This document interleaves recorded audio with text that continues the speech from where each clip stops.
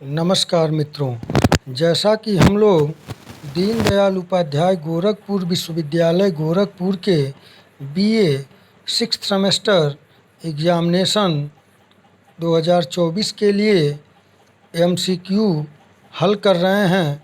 जो first paper है HIS 306, paper का नाम है गांधी का युग और जन आंदोलन। तो इससे संबंधित महत्वपूर्ण प्रश्नों को देख रहे हैं। आइए आज देखते हैं महत्वपूर्ण प्रश्नों को। इसके पहले यदि आप चैनल पर नए हैं तो study by Virendra sir channel को लाइक, शेयर और सब्सक्राइब करना न भूलें। तो आइए, आज का पहला प्रश्न है, गांधी जी का जन्म कहाँ हुआ था? तो इस प्रश्न का 4 ऑप्शन है।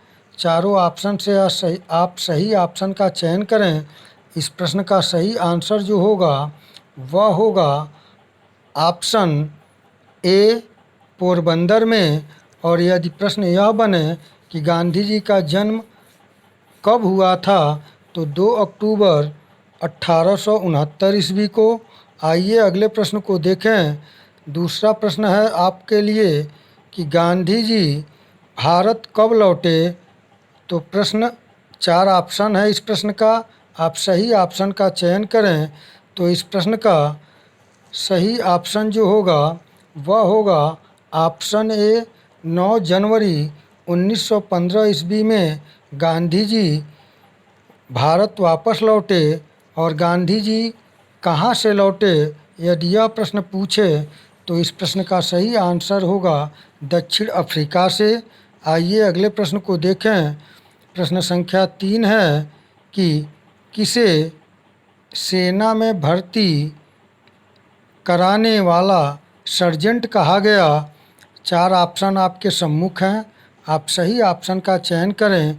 तो इस प्रश्न का सही आंसर होगा ऑप्शन ए, महात्मा गांधी को प्रथम विश्व युद्ध के दौरान, प्रथम विश्व युद्ध का जो टाइम पीरियड था वह था 1914 से 1918 ईस्वी। और गांधी जी दक्षिण अफ्रीका से भारत 1915 ईस्वी में 9 जनवरी 1915 को वापस आए थे। और उस समय प्रथम विश्व युद्ध चल रहा था।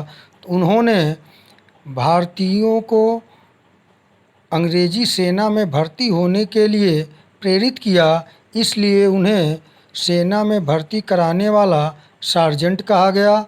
आइए अगले प्रश्न को देखें। चौथा प्रश्न है, गांधी जी फीनिक्स आश्रम की स्थापना कहाँ पर किए थे? 4 ऑप्शन आपके सम्मुख हैं, आप इन 4 ऑप्शन से सही ऑप्शन का चयन करें। इस प्रश्न का सही आंसर होगा ऑप्शन सी, दक्षिण अफ्रीका में गांधी जी फीनिक्स आश्रम की स्थापना किए थे। आइए अगले प्रश्न को देखें। प्रश्न संख्या 5 है, गांधी जी दक्षिण अफ्रीका किसके मुकदमे के सिलसिले में गए थे? इन 4 ऑप्शन से आप सही ऑप्शन का चयन करें। इस प्रश्न का सही आंसर होगा ऑप्शन सी, दादा अब्दुल्ला के मुकदमे के सिलसिले में गांधी जी जब इंग्लैंड से बैरिस्टरी की परीक्षा पास कर आए थे तो दक्षिण अफ्रीका दादा अब्दुल्ला के मुकदमे के सिलसिले में गए थे। आइए अगले प्रश्न को देखें। प्रश्न संख्या 6 है, चौरी चौरा कांड के समय भारत का वायसराय कौन था?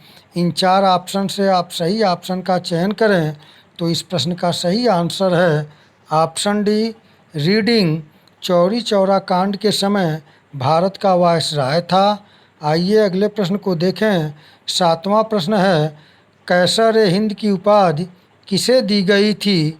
इन 4 प्रश्नों में से, 4 ऑप्शन में से सही ऑप्शन का आप चयन करें। तो इस प्रश्न का सही आंसर होगा ऑप्शन सी, महात्मा गांधी।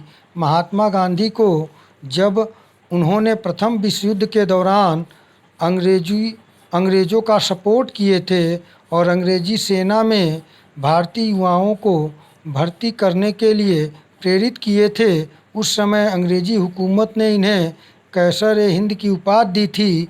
और प्रश्न ये भी बनता है कि गांधी जी कैसर ए हिंद की उपाधि कब लौटा दी? तो असहयोग आंदोलन के दौरान। आइए अगले प्रश्न को देखें। प्रश्न संख्या 8 है, गांधी-दास पैक्ट किस वर्ष हुआ था? 4 ऑप्शन है, आप सही ऑप्शन का चयन करें। इस प्रश्न का सही आंसर होगा ऑप्शन सी, 1924 ईस्वी में गांधी और दास पैक्ट हुआ था। दास गांधी जी का नाम तो आप जानते ही हैं, और दास कौन हैं? तो चित्तरंजन दास। आइए अगले प्रश्न को देखें। प्रश्न संख्या 9 है, कूका आंदोलन का नेतृत्व किसने किया?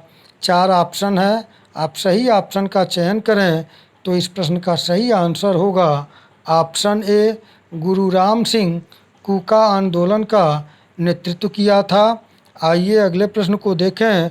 प्रश्न संख्या 10 है, मदन लाल ढींगरा ने करजन वायली की लंदन में कब गोली मारकर हत्या कर दी? तो 4 ऑप्शन से आप सही ऑप्शन का चयन करें। इस प्रश्न का सही आंसर होगा ऑप्शन बी, 1 जुलाई 1909 ईस्वी को मदन लाल ढींगरा ने करजन वायली की लंदन में हत्या कर दी गोली मारकर। ये भी प्रश्न बनता है, मदन लाल ढींगरा ने किसका हत्या किया था? तो करजन वायली का। आइए अगले प्रश्न को देखें। प्रश्न संख्या 11 है, भगत सिंह का जन्म कब हुआ था? 4 ऑप्शन से आप सही ऑप्शन का चयन करें। इस प्रश्न का सही आंसर है ऑप्शन सी, 1907 ईस्वी में भगत सिंह का जन्म हुआ था। आइए अगले प्रश्न को देखें। प्रश्न संख्या 12 है, नौजवान सभा की स्थापना किसने किया था? 4 ऑप्शन से आप सही ऑप्शन का चयन करें। इस प्रश्न का सही आंसर है ऑप्शन ए, भगत सिंह ने नौजवान सभा की स्थापना किया था। और यदि प्रश्न यह बने कि नौजवान सभा की स्थापना भगत सिंह ने कब किया था? तो 1926 ईस्वी में। आइए अगले प्रश्न को देखें। अगला प्रश्न है, हिंदुस्तान प्रजातांत्रिक संघ की स्थापना किसने किया? इन 4 ऑप्शन से आप सही ऑप्शन का चयन करें। तो इस प्रश्न का सही आंसर होगा ऑप्शन सी, ए और बी दोनों, यानी कि हिंदुस्तान प्रजातांत्रिक संघ की स्थापना सचिंद्र सान्याल और यतेंद्र मुखर्जी ने किया था। तो ए और बी दोनों ऑप्शन सही होगा, यानी कि सी ऑप्शन। और एक प्रश्न बनता है, बंदी जीवन किसकी रचना है? तो वह सचिंद्रनाथ सान्याल की है। आइए अगले प्रश्न को देखें। प्रश्न संख्या 14 है, आप लोगों के सम्मुख कि काकोरी ट्रेन लूट कांड कब हुआ? तो काकोरी ट्रेन लूट कांड जो हुआ था, 4 ऑप्शन से आप सही ऑप्शन का चयन करें। इस प्रश्न का सही आंसर है ऑप्शन बी, 9 अगस्त 1925 ईस्वी को काकोरी ट्रेन लूट कांड हुआ था। और यदि प्रश्न यह बने कि काकोरी ट्रेन लूट कांड में किस ट्रेन को लूटा गया था? तो 8 डाउन, यानी कि 8 डाउन पैसेंजर को लूटा गया था। आइए इससे संबंधित कुछ व्याख्या को देखें। तो इसमें व्याख्या यह है कि काकोरी कांड में स्वतंत्रता संग्राम सेनानियों को, क्रांतिकारियों को कहाँ फांसी दी गई? तो यहाँ पे देखें, गोंडा जेल में राजेंद्र लाहिड़ी को फांसी दी गई थी। तो यहाँ से प्रश्न बनता है कि राजेंद्र लाहिड़ी को फांसी कहाँ दी गई? तो गोंडा जेल में। और राम प्रसाद बिस्मिल को कहाँ फांसी दी गई थी? तो गोरखपुर जेल में। और अशफाकुल्ला खां को कहाँ फांसी दी गई थी? तो फैजाबाद जेल में। और रोशन सिंह को कहाँ फांसी दी गई थी? तो नैनी इलाहाबाद में दी गई थी। तो यहाँ से प्रश्न बनता है, आप लोग इसे तैयार कर लें। आइए अगले प्रश्न को देखें।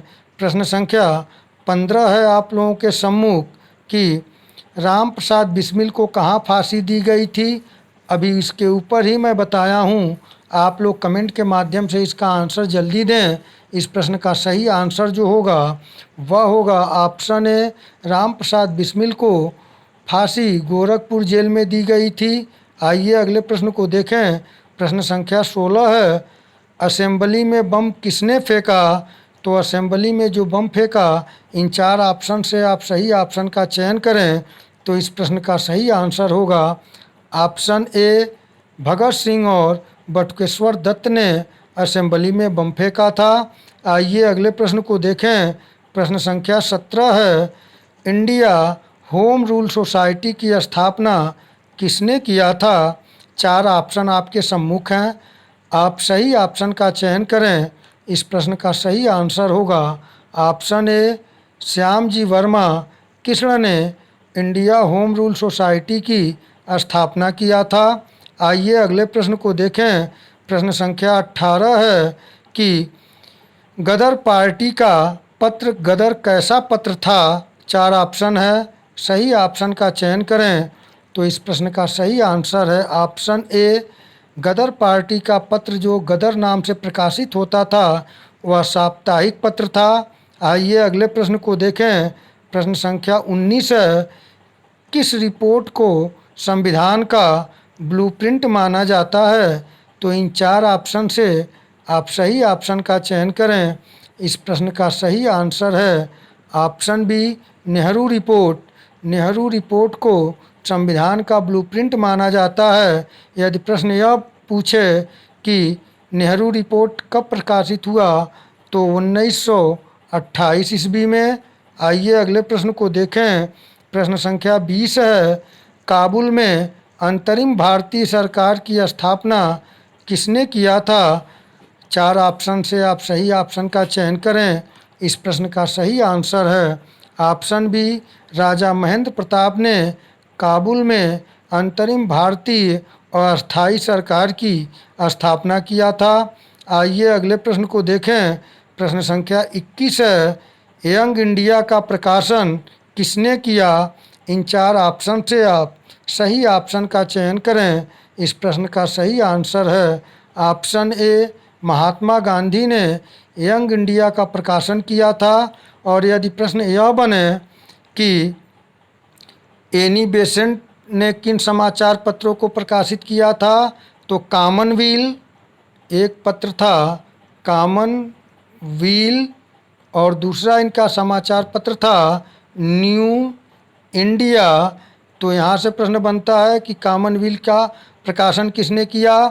तो एनी बेसेंट। और न्यू इंडिया का प्रकाशन किसने किया? तो एनी बेसेंट। यदि बाल गंगाधर तिलक के समाचार पत्र की बात हो तो इन्होंने एक पत्र किया था मराठा, जो अंग्रेजी में छपता था मराठा, और दूसरा इनका जो पत्र था वह था केसरी, जो कि अंग्रेजी में छपता था। तो आप लोग इसे तैयार कर लें। आइए अगले प्रश्न को देखें। प्रश्न संख्या 22 है, किसने कहा कि घुटने टेक कर मैं रोटी मांगी थी और बदले में मुझे पत्थर मिला?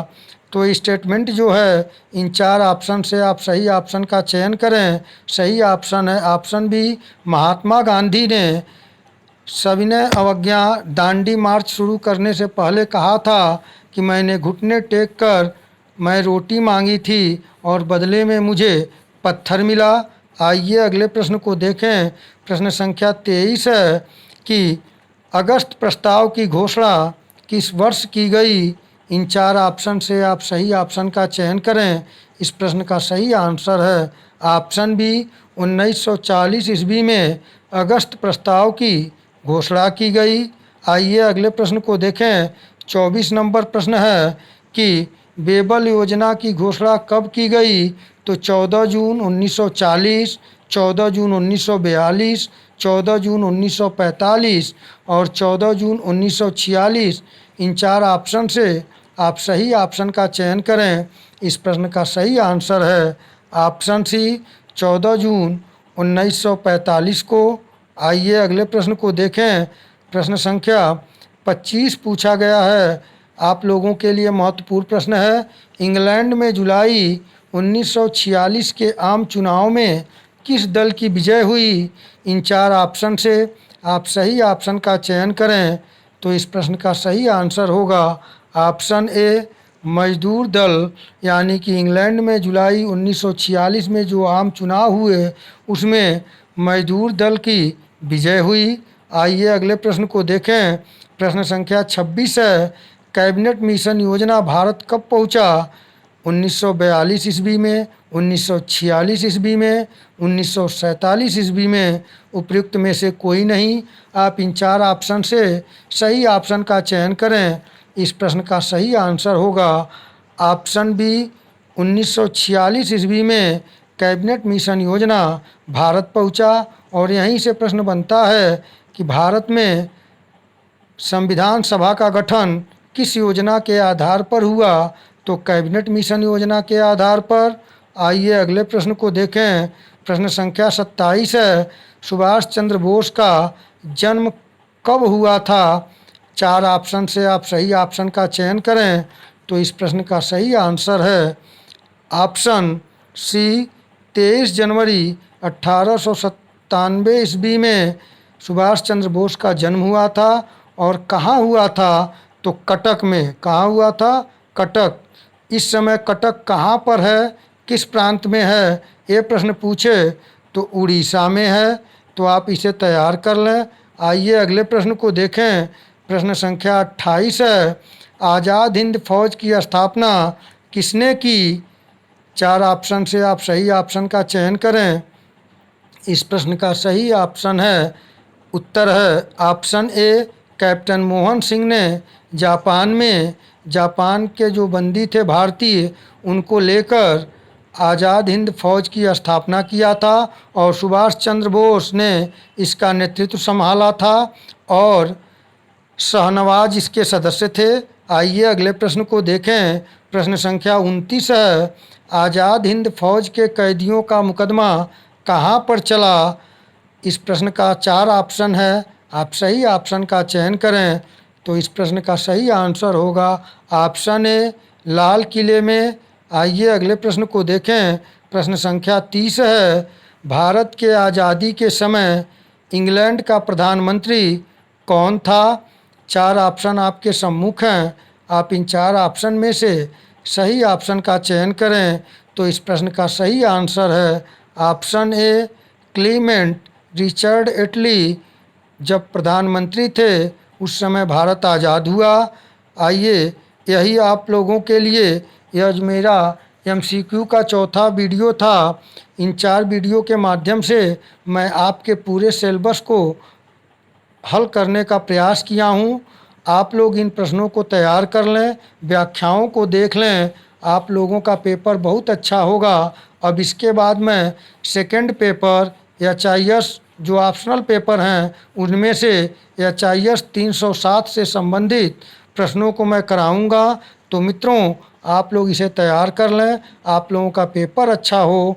आप लोग study by Virendra sir channel को लाइक, शेयर और सब्सक्राइब के माध्यम से अपना स्नेह और सहयोग देते रहें। तो मित्रों, आज इतना ही। आप लोगों का पेपर अच्छा हो, इसी शुभकामनाओं के साथ नमस्कार।